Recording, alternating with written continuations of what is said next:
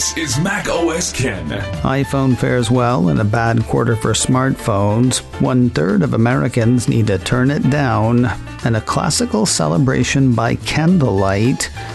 It is Friday, the 28th of April, 2023. I'm Ken Ray, and this is news from Mac OS Ken. Brought to you by yours truly and sponsored by Factor, America's #1 ready-to-eat meal kit. Use code MacOSKen50 at factormeals.com/MacOSKen50 for 50% off your first box. This show is also supported by people like you, patrons through Patreon. Find out more and add your support at patreon.com/MacOSKen. Last quarter was a bad quarter for smartphone sales. iPhone not included. That is the apparent view of a couple of industry trackers. To start globally, we start with Canalys. That firm says global smartphone shipments were down 13% last quarter versus the same quarter a year earlier. Apple was not first by the firm's reckoning, though it was the only major smartphone maker to show growth. Running down the Canalys count, Samsung was first with 60.3 million smartphones shipped, a decline of 18% year-on-year. Their market share was 22%. Apple was second with 58 million iPhones shipped, an increase of 3%. iPhone's global market share was 21%, according to the firm. Third place Xiaomi was down 22%, fourth place Oppo was down 8%, fifth place Vivo was down 17%, and the great gray glob of others was down 16%. An analyst with the firm says Samsung's strength, you heard me, Samsung's strength was due to new offerings in the first quarter. Canalys seems to see tougher times for Sammy near term, though.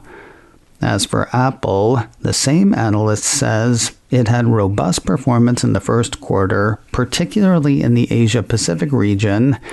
Here, Apple's sustained investments into offline channels enabled it to attract a burgeoning middle class, which places high value on the in-store purchasing experience.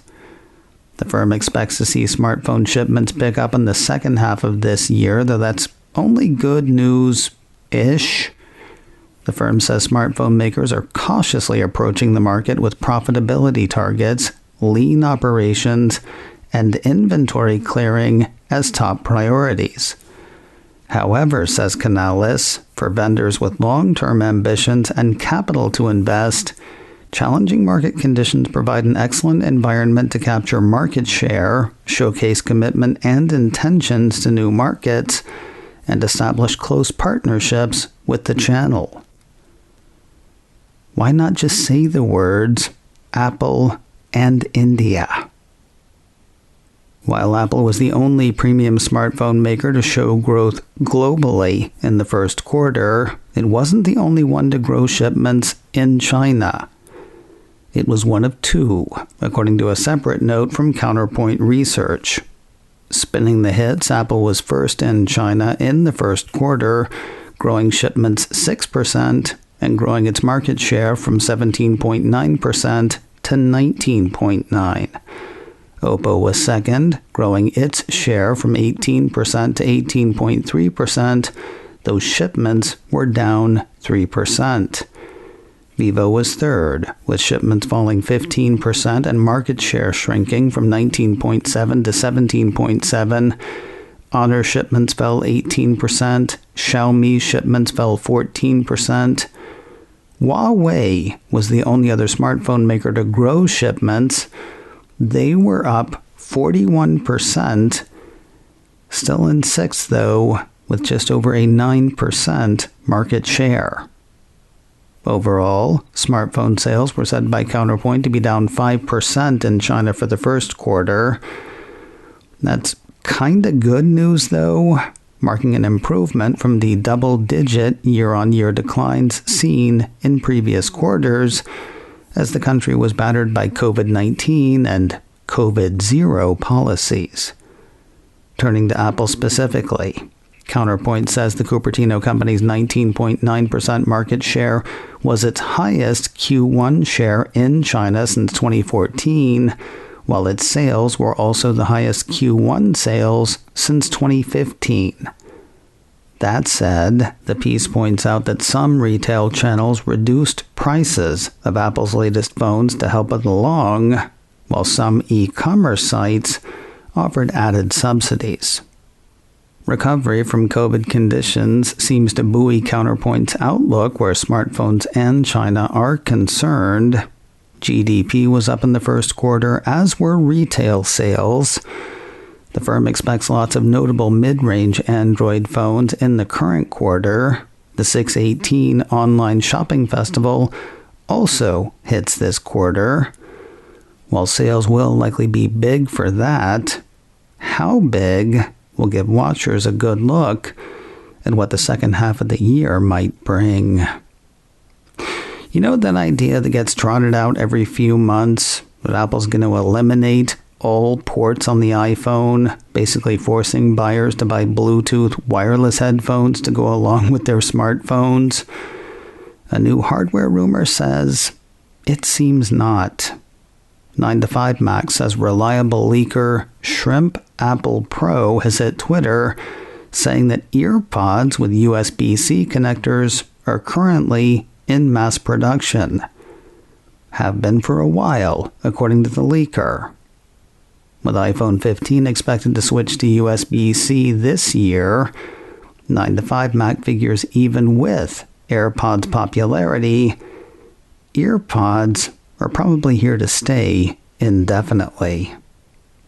From keeping the physical headphones to eventually ditching the physical ID, Apple Insider ran a piece late last week saying that Indiana's Purdue University has adopted digital IDs for students. Geared for both Android and iPhone, the piece says students will be able to use an iPhone or Apple Watch to pay for meals, enter buildings, and so on. Anyway, that's the plan. Right now, the piece says current students can use their physical ID card and the Purdue mobile ID. Graduate students should also keep carrying their physical IDs to access some academic buildings and labs. Undergrads should be able to ditch the physical ID in favor of the digital version starting this summer. More news in a moment, but first a word from today's sponsor, Factor, America's #1 ready-to-eat meal kit. I am not great with sauces. Oh, I love them. I'm great at eating them, but making them is not my strong suit. The sauces on the Factor meals I've had recently have been out of this world. The sun-dried tomato chicken, the creamy Parmesan chicken, the garlic mushroom chicken thighs with creamy cauliflower rice. So much tasty, and so much easier than making it myself. 10 minutes in the oven or 2 minutes in the microwave. No prep, no cooking, and no cleanup. And you can feel good about your food from Factor. They offset 100% of delivery emissions to your door. They source 100% renewable electricity for production sites and offices. And any seafood in their meals is sustainably sourced. If good food is your thing, I encourage you to give Factor a try. Head to factormeals.com/macOSKen50 and use code macOSKen50 to get 50% off your first box. That's code macOSKen50 at factormeals.com/macOSKen50 to get 50% off your first box. factormeals.com/macOSKen50 factormeals.com/macOSKen50 and code macOSKen50. And a big thanks to Factor for sponsoring today's show. Apple has released an update to its ongoing hearing study. Turns out it's too loud for 33% of you. Apple Insider highlights some of the firm's findings. According to those, 1 in 3 adult Americans are exposed to excessive noise, or about 77 million people. That's noise above the annual 70 decibels average limit defined by the WHO and US EPA, according to the piece. Not surprisingly, the report says the larger the population density, the more noise people were exposed to on average. Apple Insider says a few tips were provided by the study. People should move away from loud noise or take quiet breaks when around loud environments. Hearing protection is also a must, and people should try to choose quieter appliances when shopping. And finally today, speaking of hearing, Apple is hosting a great-sounding performance this weekend. 9 to 5 Mac says Candlelight Concerts Orchid Quartet will celebrate Apple Music Classical with a performance at Apple Tower Theater in downtown Los Angeles. Candlelight Concerts is exactly what it sounds like. According to the event's description, they bring the magic of a live, multi-sensory musical experience to awe-inspiring locations. Might sound stuffy, but the musical selections actually run the gamut. While the performance starts with Vivaldi and Mozart, the program moves through a few genres. They include rock music from the likes of the Beatles and Queen, scores from the likes of Game of Thrones and Back to the Future, and contemporary hits from the likes of Taylor Swift and Lizzo. Game of Thrones from a quartet I get, but how do they handle Taylor Swift? If you'd like to find out, bummer. 9 to 5 Mac says Sunday night show is already sold out. Here's hoping, though, that somebody records this event that's meant to celebrate a streaming service. macOS Ken, brought to you by me and sponsored by Factor. Use code macOSKen50 at factormeals.com/macOSKen50 for 50% off your first box. This show is also supported by people like you, patrons through Patreon.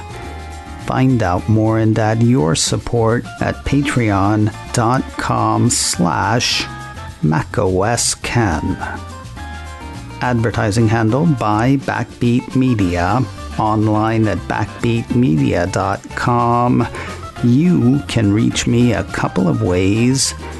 Info at macOSKen.com or call 716-780-4080. Until next time, that is news from macOS Ken. I'm Ken Ray.